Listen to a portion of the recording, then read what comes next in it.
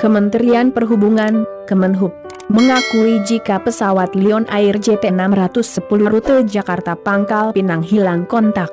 Pesawat Type B737-8 MAX dengan nomor penerbangan JT610 milik operator Lion Air yang terbang dari Bandar Udara Soekarno-Hatta Banten menuju Bandar Udara Depati Amir di Pangkal Pinang dilaporkan telah hilang kontak pada 29 Oktober 2018 pada sekitar pukul 6.33 WIB, jelas Kepala Bagian Kerjasama dan Humas Direktorat Jenderal Perhubungan Udara Kemenhub Sindu Rahayu dalam keterangannya, Senin, 29 Oktober 2018.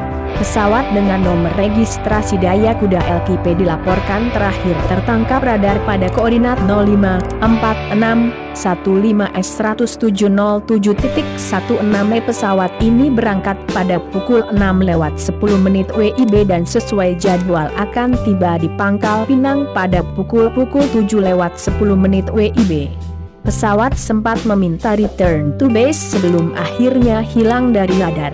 Pesawat yang membawa 178 penumpang dewasa, 1 penumpang anak-anak dan 2 bayi dengan 2 pilot dan 5 FA sampai saat ini telah hilang kontak selama kurang lebih 3 jam.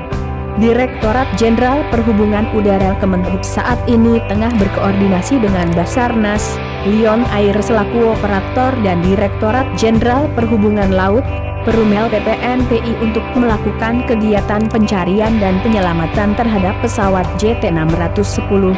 Jelas di Lion Air JT610 jatuh dekat lapangan minyak lepas pantai milik Pertamina di Bekasi. Pesawat Lion Air rute Jakarta Pangkal Pinang dipastikan jatuh setelah dilaporkan hilang kontak.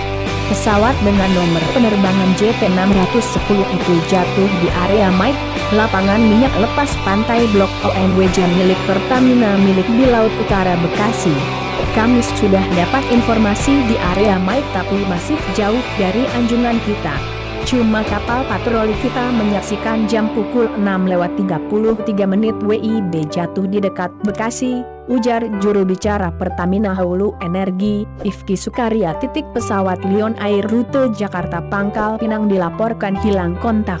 Badan SAR Nasional, Basarnas, mendapat informasi pesawat dengan nomor JT610 itu jatuh di Tanjung Karawang.